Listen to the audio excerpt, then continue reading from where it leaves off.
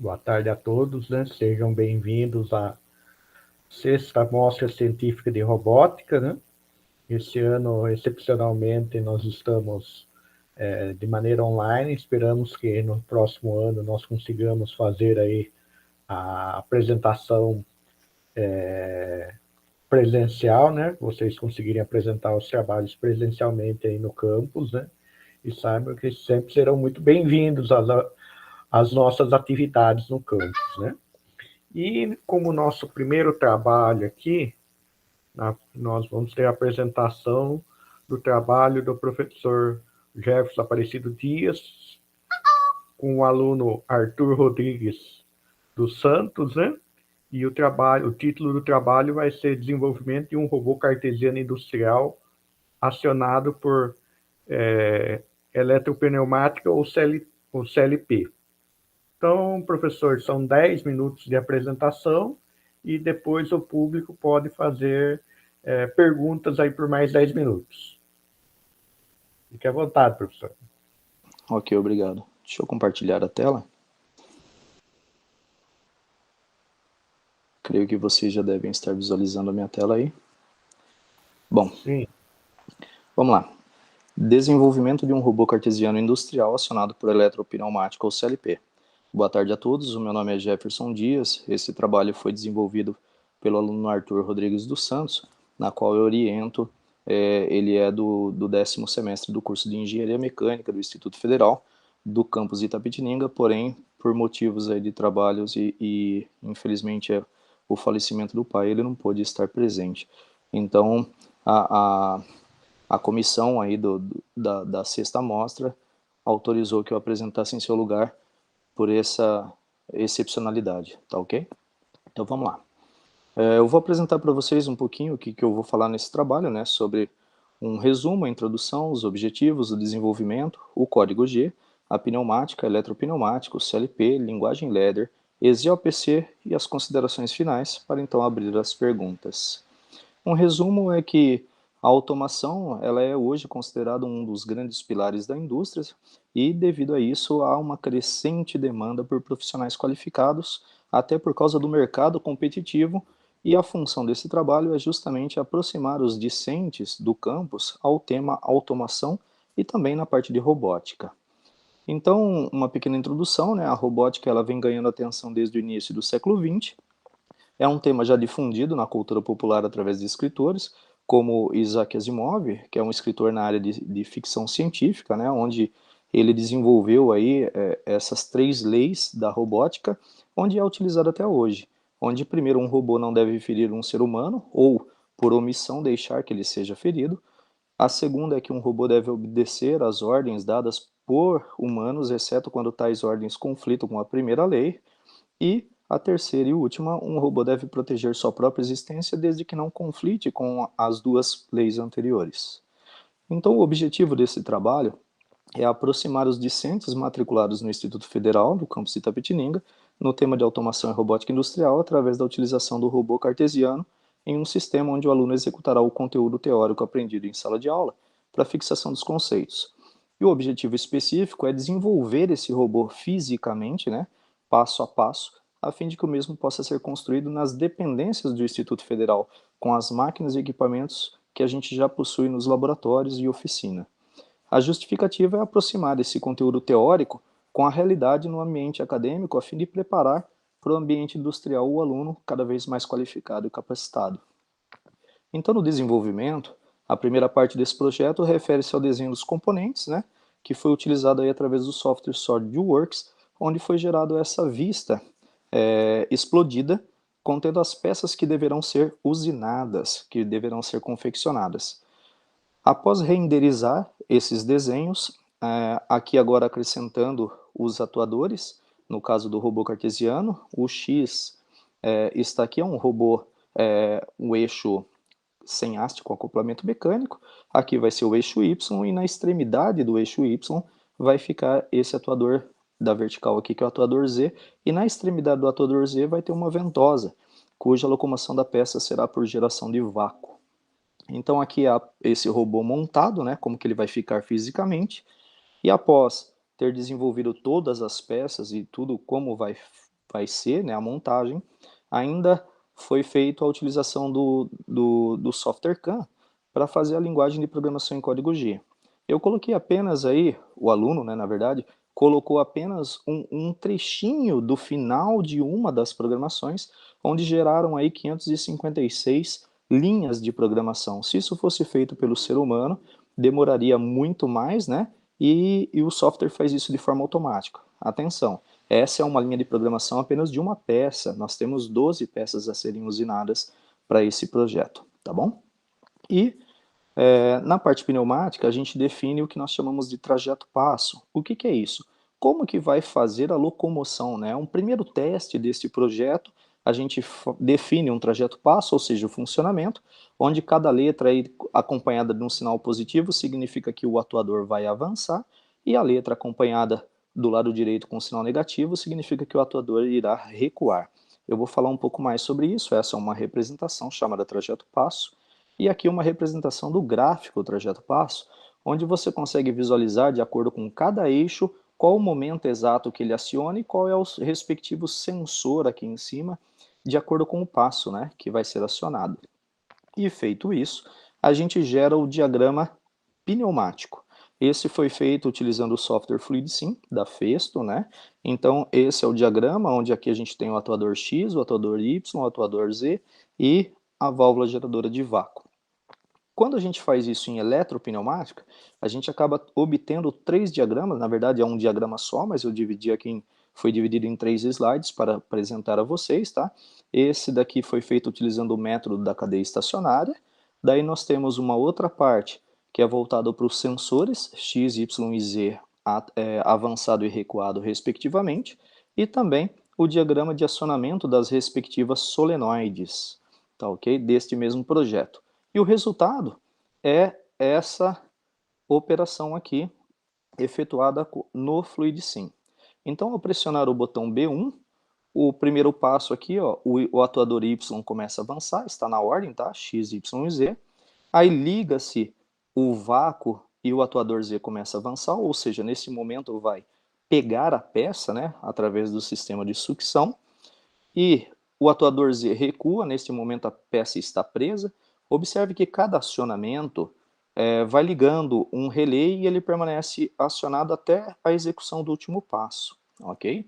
Depois que o atuador Z recua, o atuador X avança, que é essa definição do passo que nós fizemos. E o que é interessante, nesse diagrama, se eu for efetuar qualquer mudança do passo, ou seja, desse trajeto passo, eu vou ter que gerar uma mudança gigantesca em todo o diagrama aqui e nesse diagrama aqui, tá ok? Então, nesse caso aí, nesse momento, o atuador Z está avançando, ou seja, vai colocar a peça no local. Quando ele encostar lá embaixo, né, aí vai desligar o vácuo e o atuador Z recua, ou seja, neste momento ele deixou a peça no local. E então ele vai retornar para a posição inicial, onde o Y recua e o X recua, ou seja, neste momento aqui, todos os sistemas estão desligados e recuados. Então, feito esta simulação, a gente muda para a parte do CLP, agora implantando o CLP. O diagrama pneumático continua exatamente o mesmo, porém o diagrama eletropneumático agora, ele fica com essa característica, onde aqui é embutido o CLP. Então agora tem um cérebro, exige perdão, uma programação, onde a única coisa que ficou física são os dispositivos ou periféricos de entrada, os botões e os sensores, e os periféricos de saída, que são as solenoides. E para isso é necessário que eu faça uma programação utilizando um CLP. E toda aquela parte elétrica agora se resumiu a 2 slides de linhas de programação. E a gente utiliza um terceiro software, que é o EasyOPC, que vai fazer a comunicação entre o FluidSim e o software do CLP, que esse caso é o S7300 da Siemens.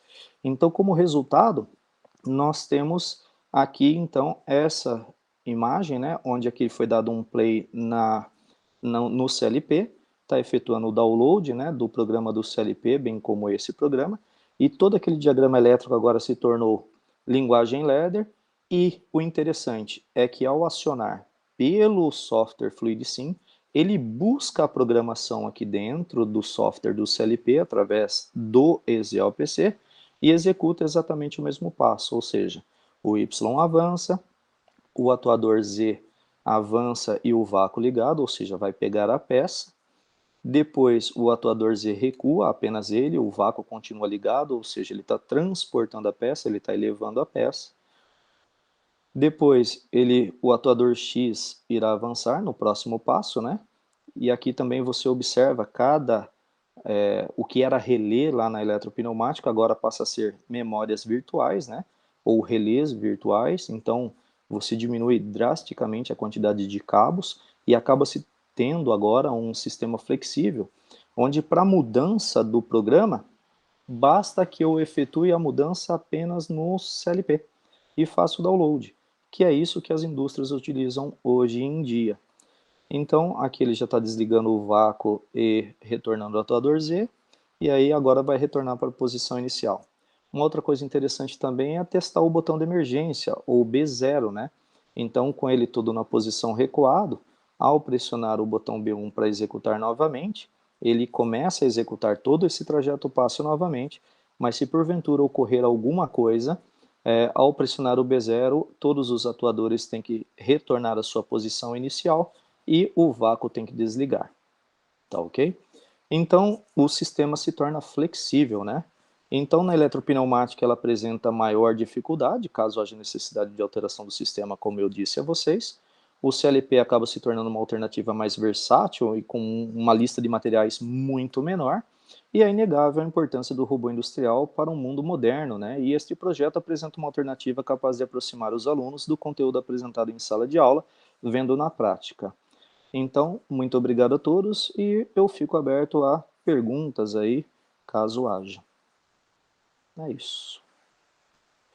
Deixa eu interromper aqui o meu compartilhamento de tela.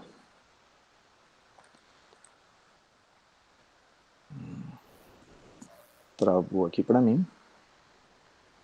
É isso.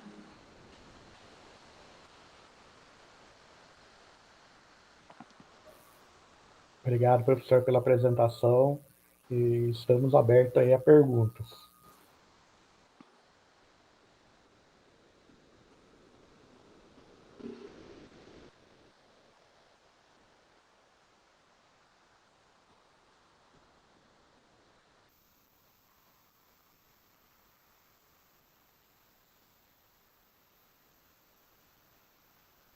Luiz, você pediu que queria ser o segundo a apresentar, né? Isso.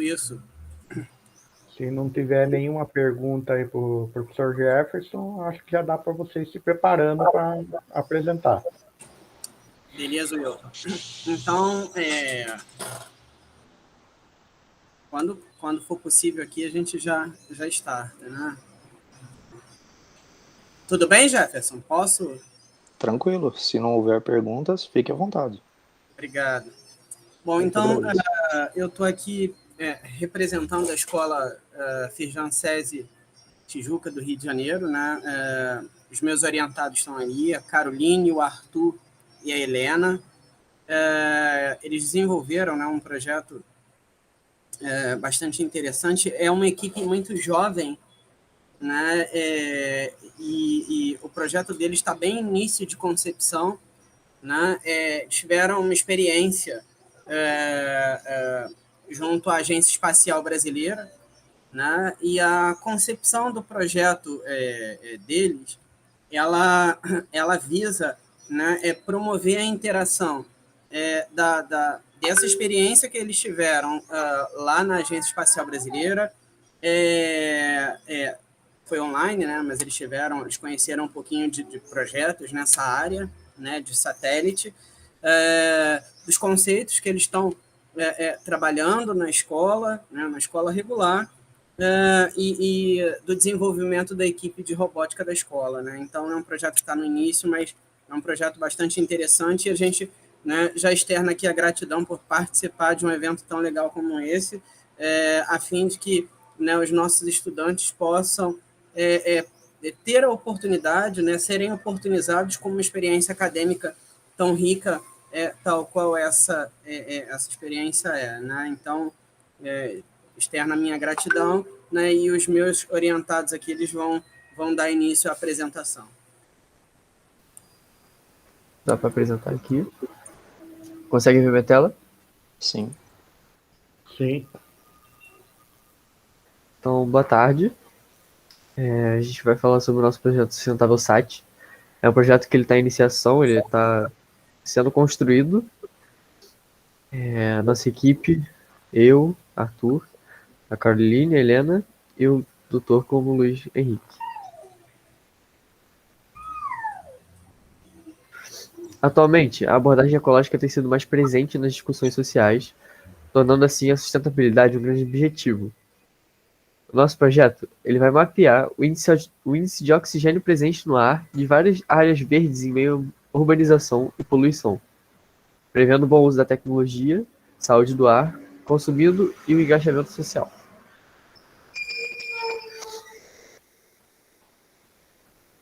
Nós temos como objetivo da pesquisa mapear e contabilizar o índice de oxigênio disponível no ar presente nas dependências da nossa escola, a SESI Tijuca, no Rio de Janeiro. Identificar, através do satélite, que a política de sustentabilidade da escola, definida no projeto de engenharia e concepção da estrutura física, compreendem diferenças ambientais significativas em relação a outros pontos do bairro, por conta das nossas áreas verdes e a nossa ação de sustentabilidade da escola mesmo. Prover o bom uso da tecnologia para estimular a educação ambiental, assim como o desenvolvimento sustentável e a inclusão social. Com isso, visamos ampliar discussões sobre saúde pública, cuidados com o meio ambiente e preservação de espécies. Identificar que o ar é modificado e apresenta elevação de oxigênio em locais que disponham de melhores condições ambientais.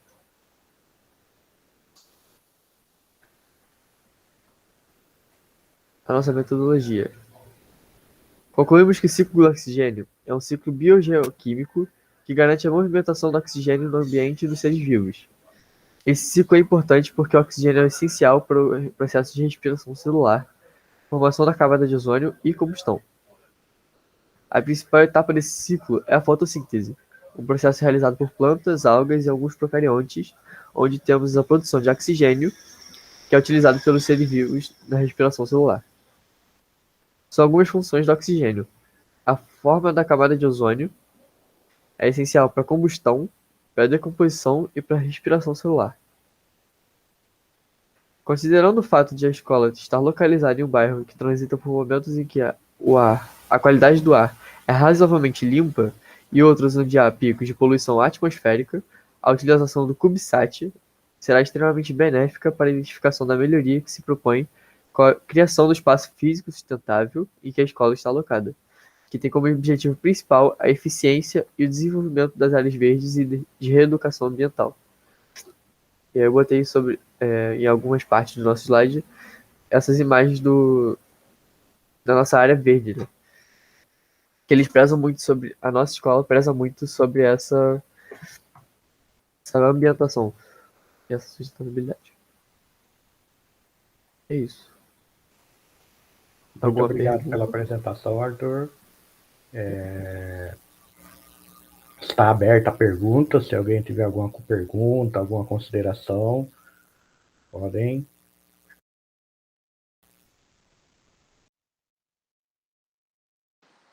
Arthur, boa tarde. Tudo bom? Tudo, tá? Através de que sistema que você pretende montar ou quais os dispositivos que vocês pretendem utilizar ou já têm definidos para que isso possa ser realizado? Essa coleta, tudo, a verificação do nível de oxigênio ou CO2. A gente tem a gente disponibilizou do kit do CubeSat, que também ele conta com Arduino, e a gente também vai usar do FabLab e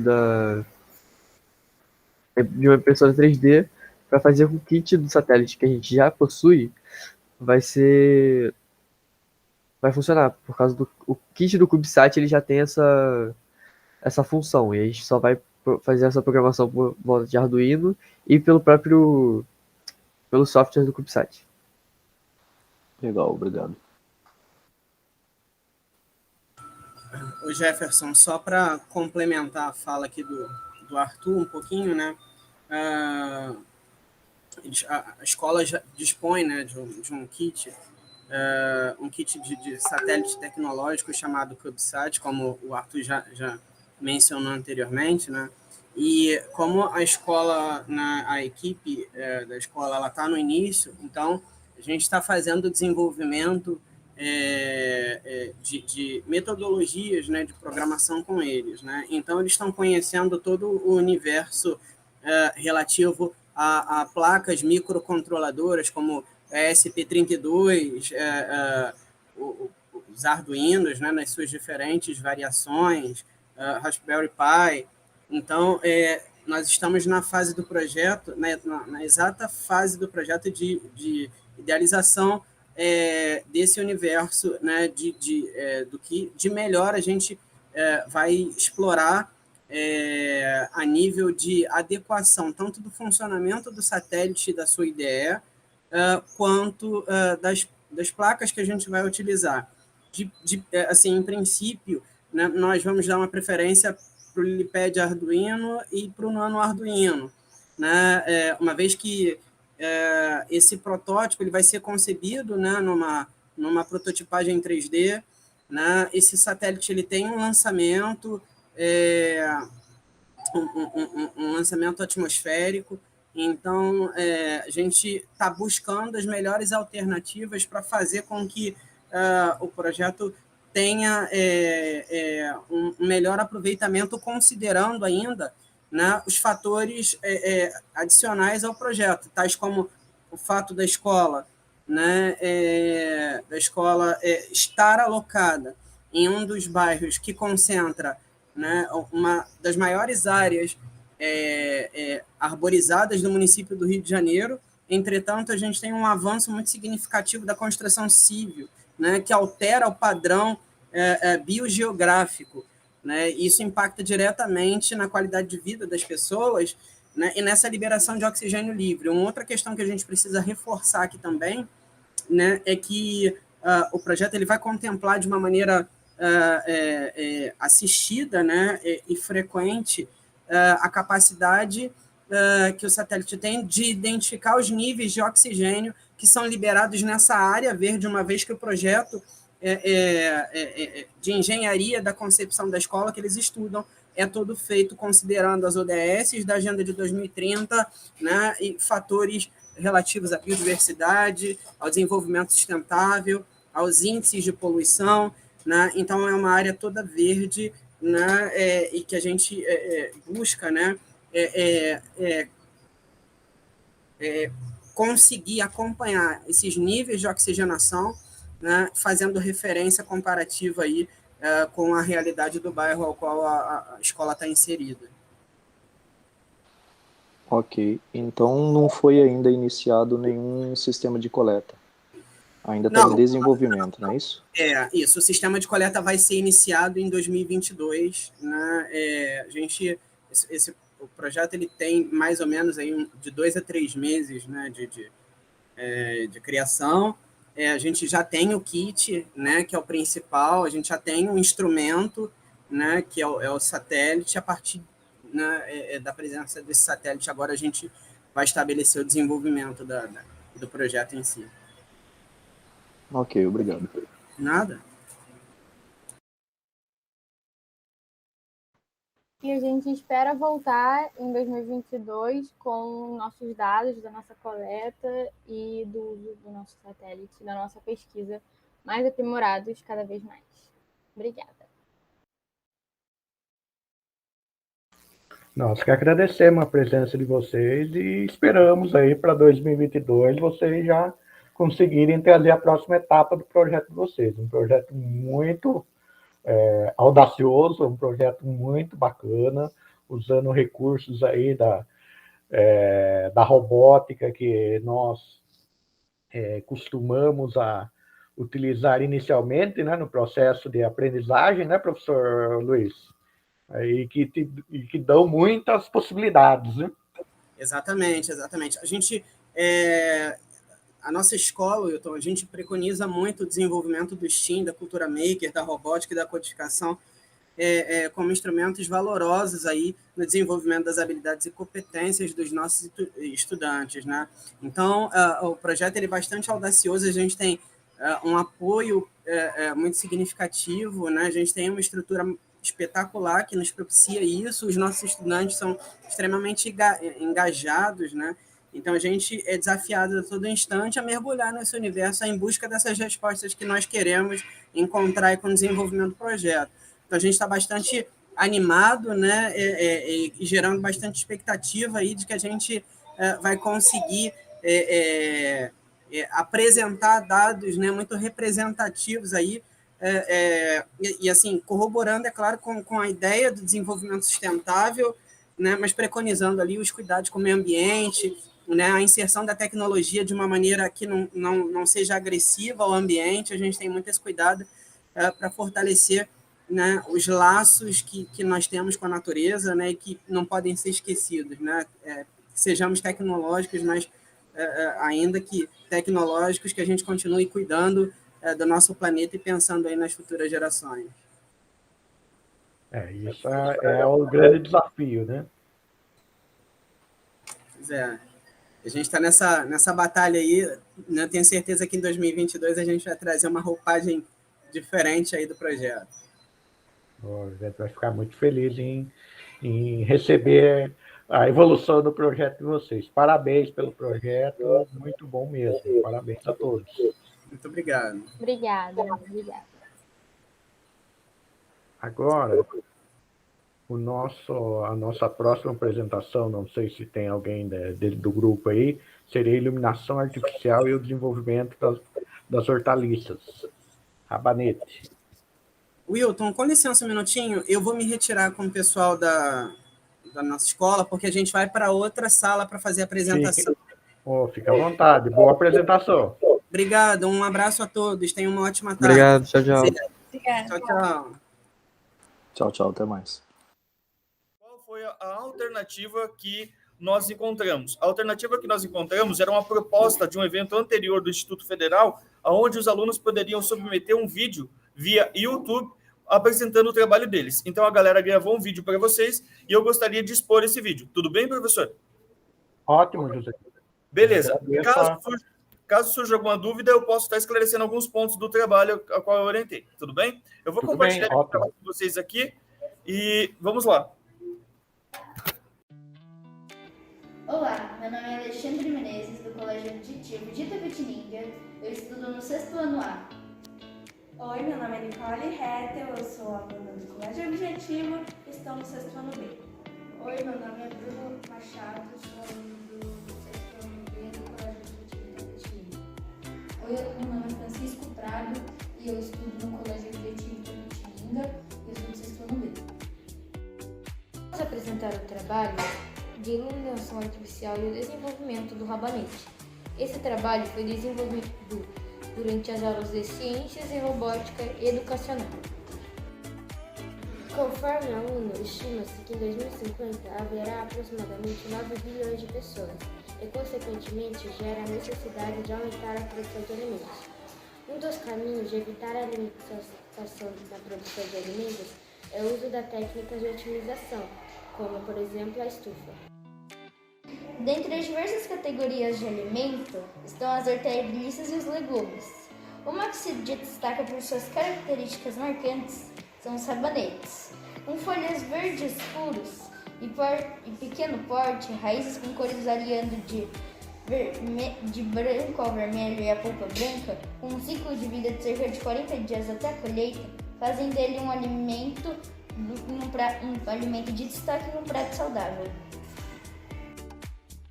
Sendo assim, o rabanete foi a primeira hortaliça a ser analisada por este experimento. Nele busca-se entender como é o seu desenvolvimento em ambientes controlados, como, por exemplo, em uma microestufa, onde podemos controlar algumas das principais variáveis que interferem em seu desenvolvimento, como a iluminação, irrigação, temperatura e etc. Das variáveis, optou-se por observar como a iluminação de diferentes lâmpadas LED incandescente interferem no desenvolvimento da planta. Ou seja, a fotossíntese, onde a luz absorvida pela folha através da clorofila, sendo essencial para a sobrevivência da planta. Com base nisso, foi proposto um experimento executado durante as aulas de laboratório em robótica, em um ambiente controlado, envolvendo a construção de uma microestufa para o plantio e monitoramento das amostras. O processo foi dividido em algumas etapas. Preparar a estufa e a terra para o plantio das mudas, dividir a estufa em 4 áreas utilizando material reciclável, criar um sistema de iluminação utilizando lâmpadas LED incandescente, criar um sistema automático incluindo hardware e software, área de monitoramento do índice de luz desses espaços de forma individual. Com o ambiente preparado, a etapa foi a execução do plantio. Em cada uma das áreas foram plantadas 2 mudas de rabanete. O trato foi a adição de 100 ml de água por dia. Planta durante todo o período, exceto os finais de semana e feriados. As mudas foram expostas às lâmpadas LEDs incandescentes durante 24 horas ao longo do experimento, enquanto os demais recebiam iluminação da sala ou nenhuma luz. Os resultados da nossa pesquisa e das nossas conclusões serão exibidos a seguir.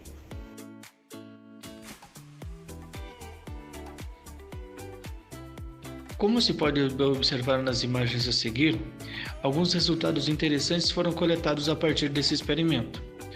O primeiro deles, que a planta que estava exposta à luz LED teve o seu desenvolvimento mais satisfatório nos fatores de folhagem, caule.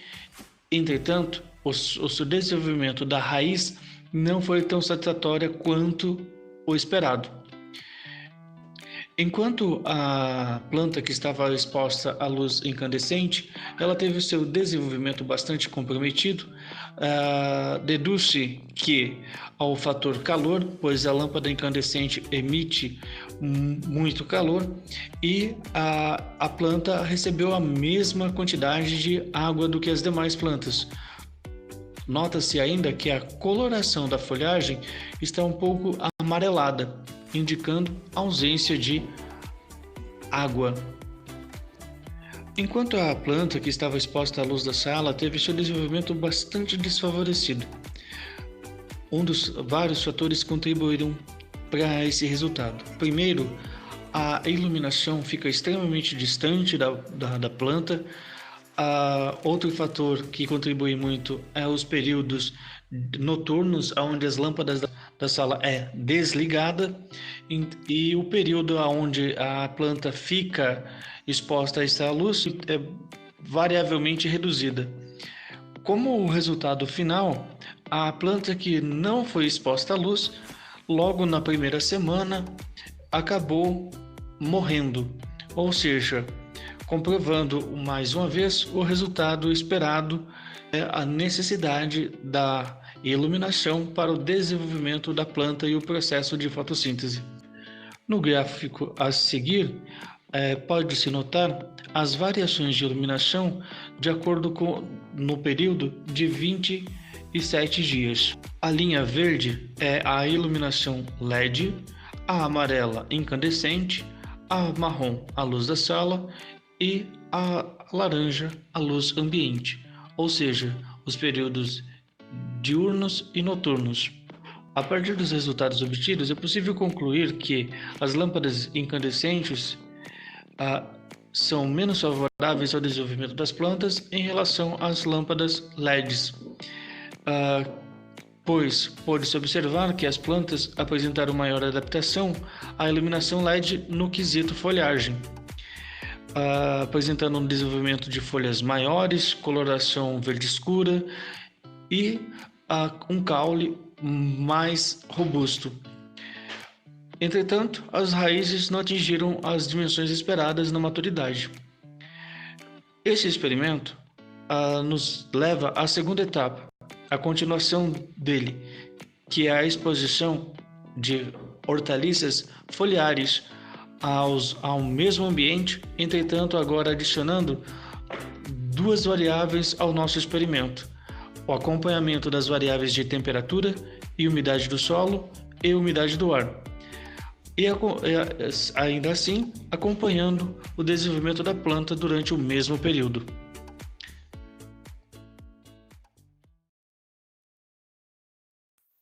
Josenil, já todo mundo já assistiu. Pessoal, gostaria de fazerem perguntas.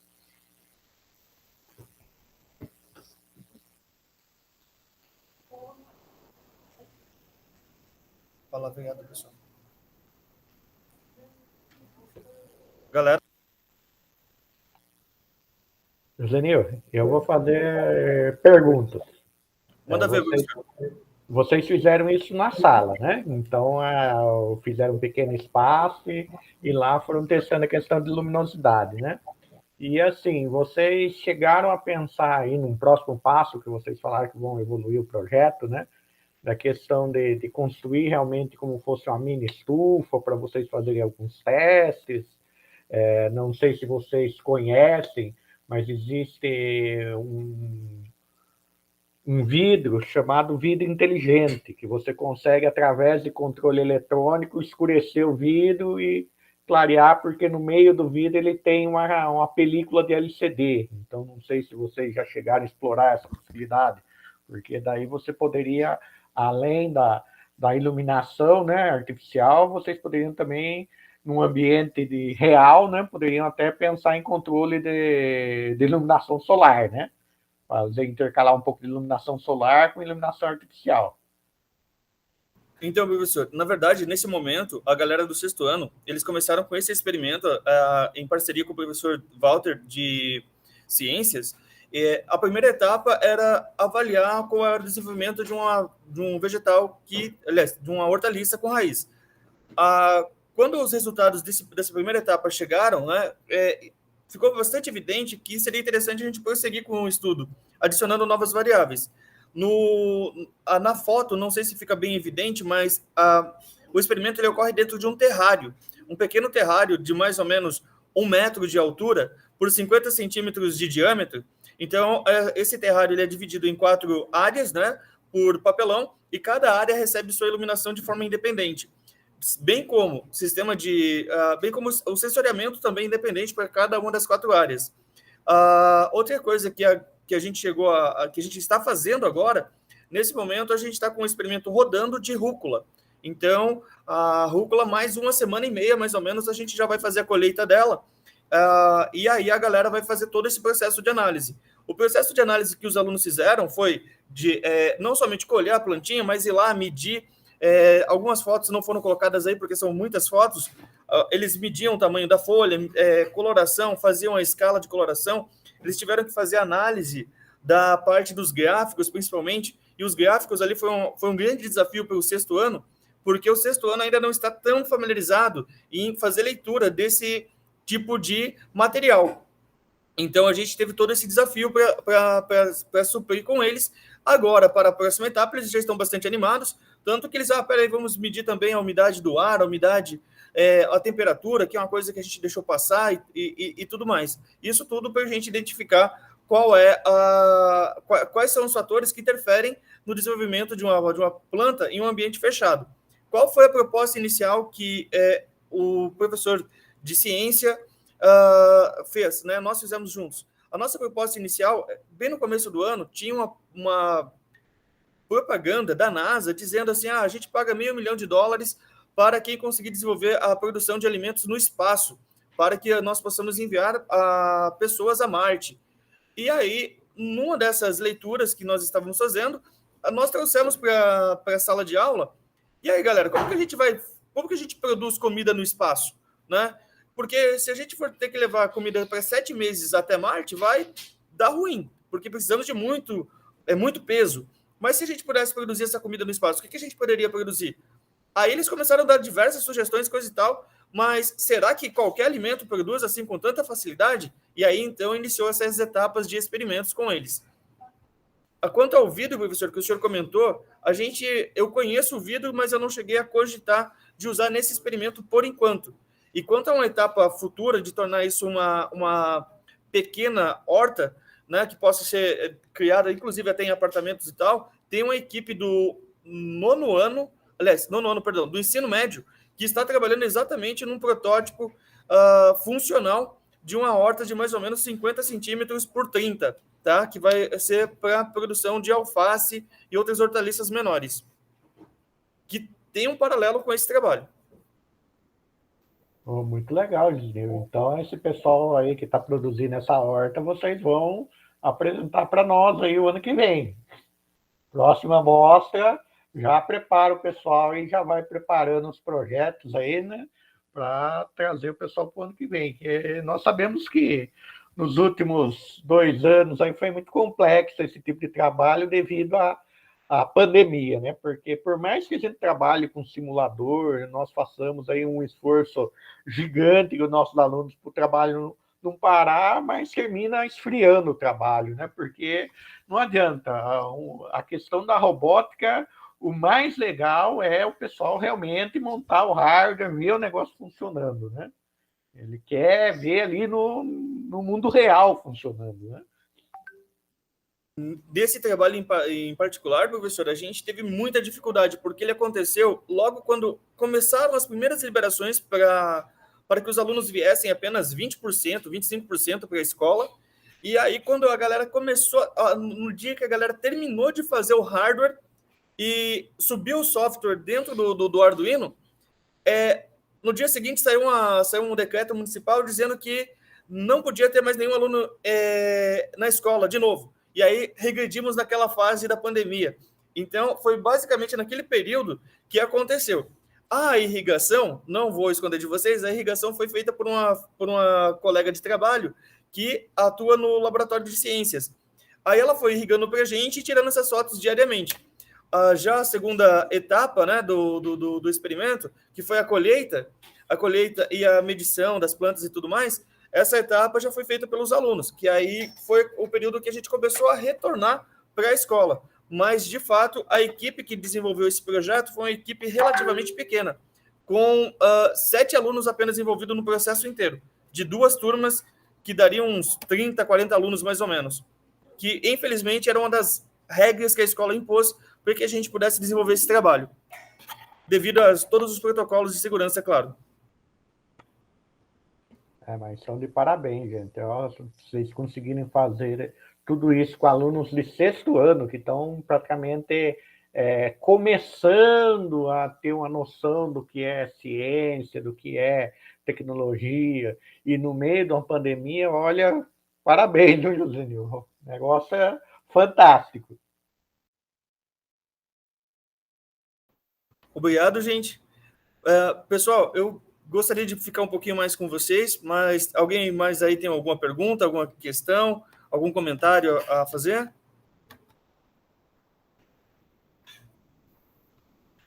Não? Então, pessoal, eu vou pedir licença para vocês, que nós estamos aqui com a galera toda aqui, vou mostrar para vocês rapidamente. A galera toda está aqui trabalhando em um aplicativo, tá? Eles estão fazendo um aplicativo para brincar com alguns robôs de sumô, e hoje é dia deles construir a parte da conexão do Bluetooth com o robozinho. Então, eu peço licença para vocês, agradeço a presença de todos e tchau, tchau, pessoal. Até mais, Josinho. Boa tarde, obrigado pela presença.